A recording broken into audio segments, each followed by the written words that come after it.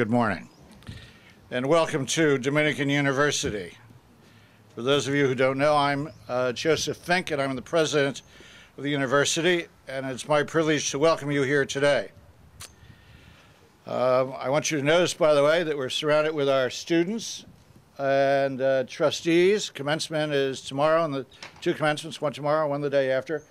You'll have to figure out who the trustees are and who the students are. We'll let you do that on your own. Before I talk about why we're all here today, I'd like to introduce and welcome our trustee at Dominican, the Honorable Willie L. Brown, Jr.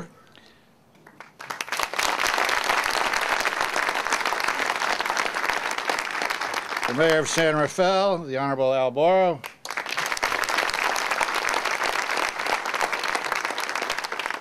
Dominican's Vice President for External Relations, Maureen Keefe.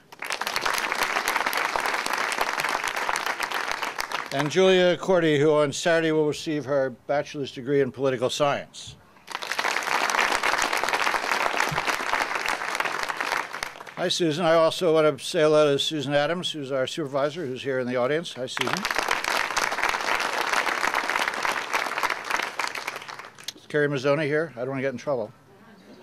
No, okay. Thank you for being here today, Susan. The next governor of California is going to face extraordinary challenges on many fronts: healthcare, immigration, education, and economic recovery. With so much at stake, the 2010 California's governor's race is turning out to be one of the most important political events in recent California history. The decisions made here in the coming years will have an impact that will be felt far beyond the boundaries of our state. I am delighted today to announce that Dominican University will host the California Governor's Debate here on our campus in October.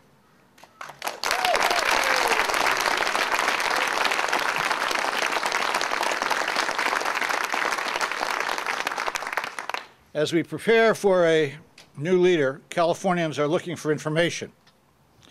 And as an institution of higher education that's been in existence for 120 years, we've educated thousands of Californians. So Dominican is delighted to offer a platform for the candidates to address the complex issues facing the state. I also can announce today that Dominican has secured agreements that the debate will be aired live via NBC network stations in Los Angeles, San Diego, and in the Bay Area on KNTV. Having started my career as a professor of American political history, I'm particularly excited that we will be able to stimulate a discourse here on campus among our students, our faculty, staff, and community members about the critical issues that our state faces. I also see this as an opportunity to introduce Dominican to a national audience. With California and our nation at a crossroads and facing challenges the likes of which we have not seen in the past on very many occasions, the 2010 governor's race is now attracting national attention.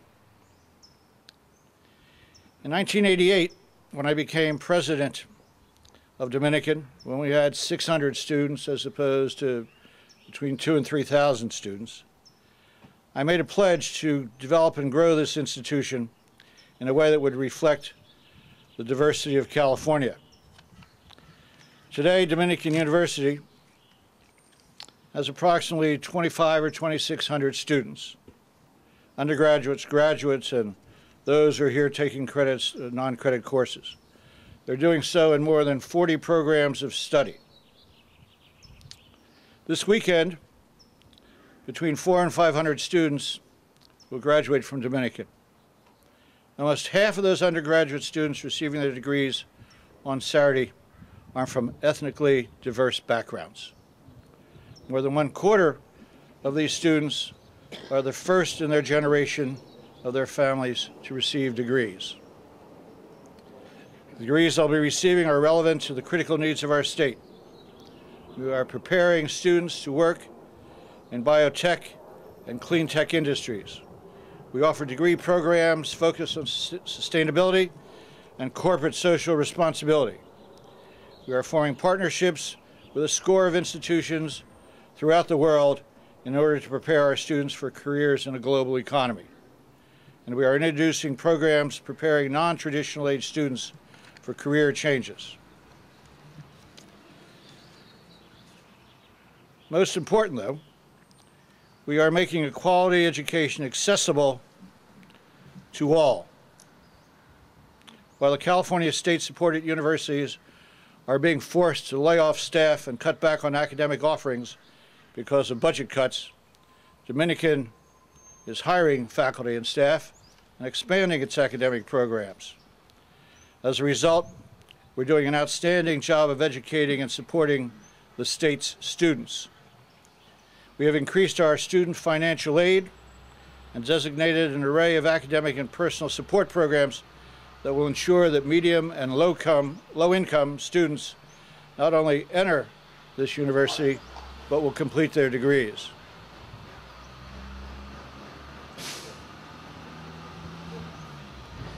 In the past year alone, we responded to student needs by increasing our institutional scholarships by almost $1 million. Today, about 90% of our students receive financial aid or scholarships from us, let alone what they receive from the federal and state governments, allowing a large number of people who normally would not have an opportunity to seek a quality education in small classroom settings where they know their teachers and their teachers know them. Recently, President Obama set about an ambitious goal that America once again will lead the world in college completion by the end of the decade. Well, independent universities such as Dominican are going to play an important role in meeting this goal. So while I'm very pleased that we have this political debate for the governor's race coming to our campus, I never want us to lose sight of the fact that our primary mission and goal is to provide young and not so young people with an opportunity for a quality education. Today we are joined by political and educational leaders throughout the Bay Area.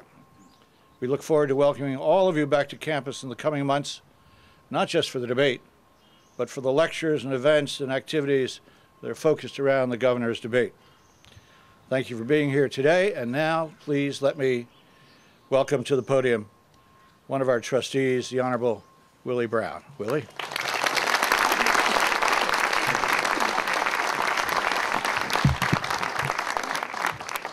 Mr. President, thank you very much for that very kind introduction. I had the great pleasure, didn't consider it the pleasure at that time, but I had the great pleasure of meeting Joe Fink in the 80s. He strolled into my office in Sacramento, and in his consistent, usual fashion, asking for something. And in this case, it was public dollars to assist private institutions. And I, of course, said, absolutely not. There's no reason why public dollars ought to be used to finance wonderful private institutions for well-to-do, basically white students. He, of course, was livid that I would challenge whether or not he was as committed as I seemed to be to the business of making sure that an educational institution was a very diverse place in space. I told him, not only are you new to your job, but you are new to California. You have no idea the level of resistance to what I'm saying that actually exists out there among the public. And he said, in the institution that I'm now in charge of, you're going to find that the standards are going to be raised for all other institutions because I'm going to do what needs to be done to make sure that quality education in private institutions is as readily available, as is enthusiastically supported as it is in public institutions. And I must tell you that Joe Fink has done that. I served, obviously.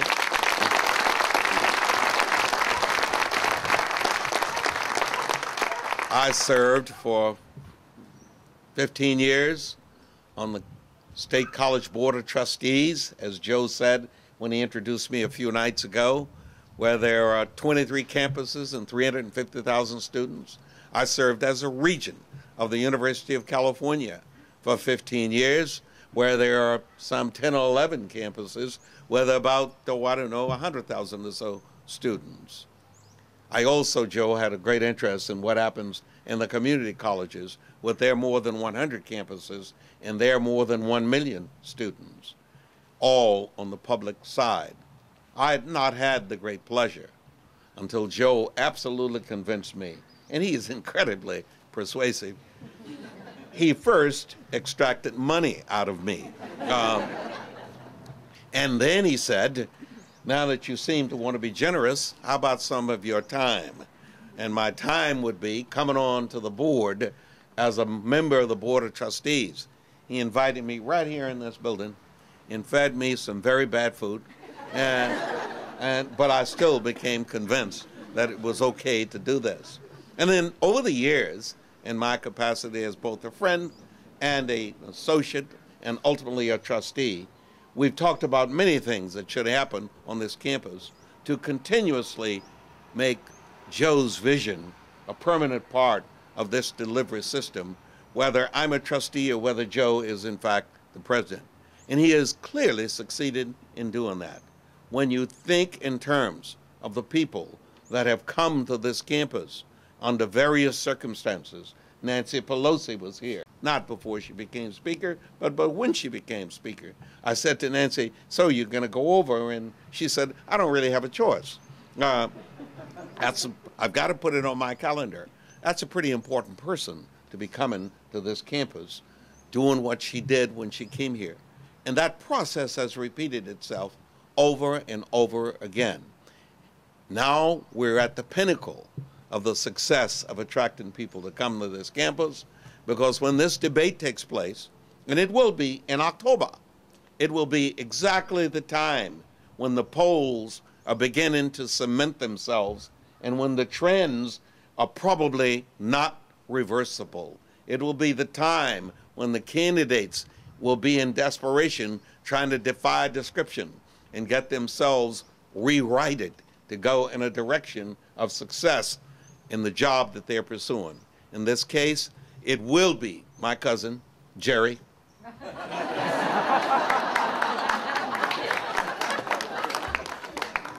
Because he is the Democratic nominee.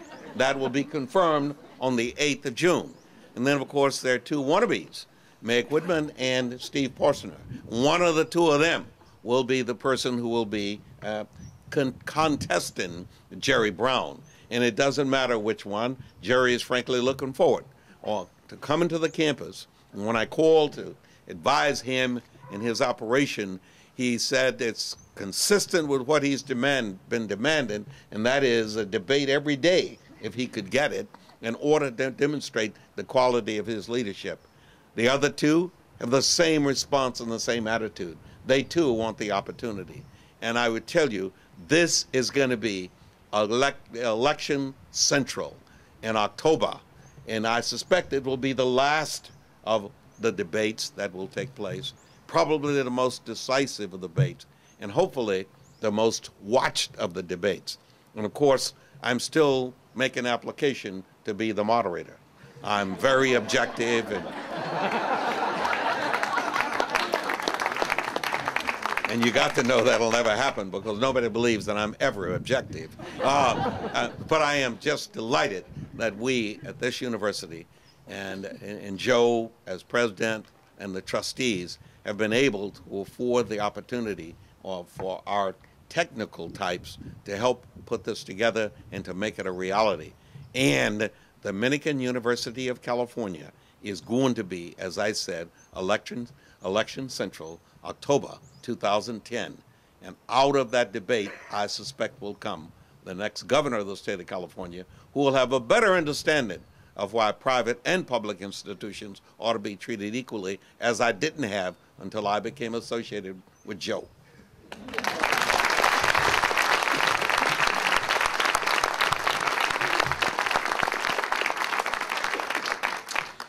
Thank you, Willie. There are a few of you know that Willie and I have lunch at a terrific restaurant on Bush Street called La Centrale. He's there every Friday. I'm there a couple of Fridays a month. And after those remarks, I guess I'll have to buy for the next year or so. May I please now ask you to welcome the mayor of San Rafael, our good friend, colleague, Al Boro. Al?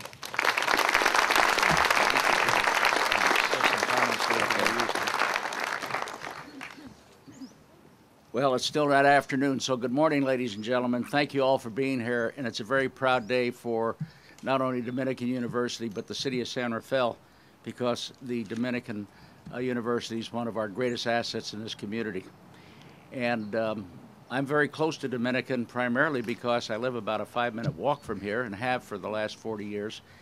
And when Joe became president of this university, I was initially on our city council as a city councilman, and I didn't have much opportunity to deal with him until I became mayor in the early 90s, and he had this crazy idea about changing this campus.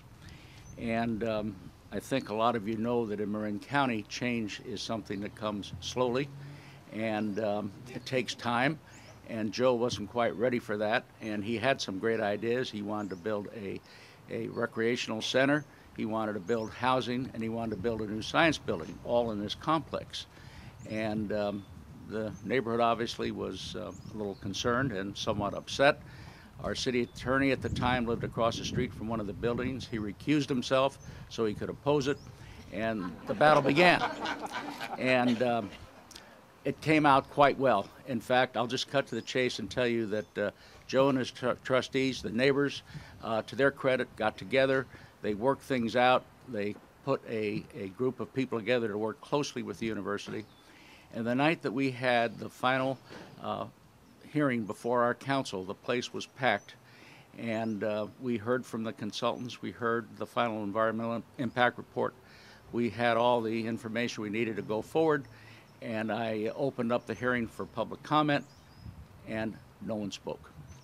And that's a real tribute not only to the university and the work they did, but to this community, and understanding the importance of it, not only to them as community members, but to this community of Marin. So Joe has personally led and done many things here in this campus. He certainly has left his footprint very largely here. And it's now a major institution. And several weeks ago, I met with people from representing NBC and Maureen to talk about this event. And they were very, very pleased with what they saw here. They thought this is such a beautiful campus. And I know that the gentleman who's one of the producers, I'm going to show him a home down the street that I know his wife would like to come to from New York and move here permanently. But we're very, very proud of Dominican, as I say. So I'm obviously looking forward to the debate come October. But I think most importantly, Dominican University will be on the map. City of San Rafael will be riding on your coattails. And congratulations, Dominican.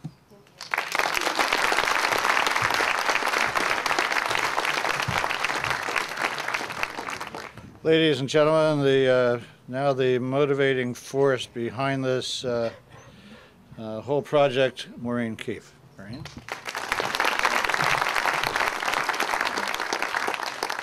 As President Fink noted, we see this debate as a tremendous opportunity to exemplify and encourage citizenship among our students and our community, and reinforce the importance of being involved in the electoral process.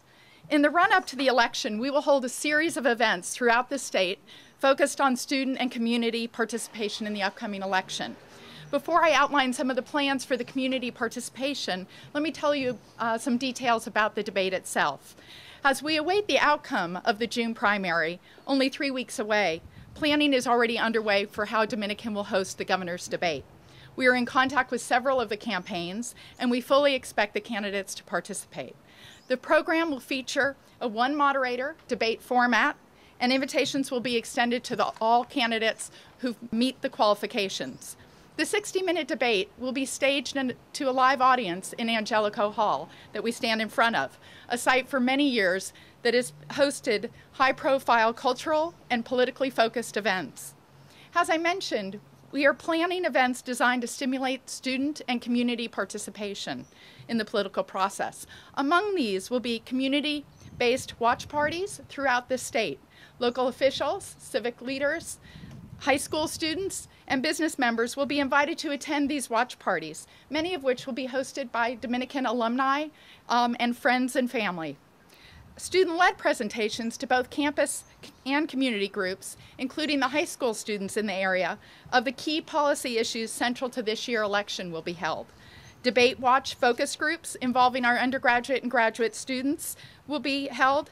Media will be provided with access both to these focus groups and to their findings. These events will all underscore the university's mission to educate and prepare students to be ethical leaders and socially responsible global citizens. An example of our commitment to educating tomorrow's leaders is Julia Cordy. On Saturday, Julia will receive her degree in political science with a concentration in American politics. Last fall, Julia was selected as one of 25 students to be a Panetta Institute congressional intern. She spent the summer working in Washington, D.C. with Congressman Sam Farr. Next fall, Julia will begin a master's program in political science. Julia, I'm pleased to note, has agreed to return to Dominican in the fall to participate in all the activities surrounding the governor's debate. Julia?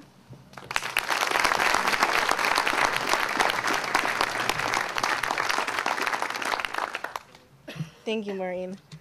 Good morning. As Maureen said, my name is Julia Cordy, and I am getting my degree in political science.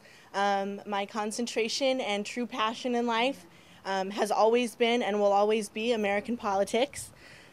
And while I've been at Dominican, I've had many, many wonderful opportunities to be involved with the political process, including my internship, work in local government, and taking part in the 2008 presidential elections here at the Vote Smart Challenge at Dominican.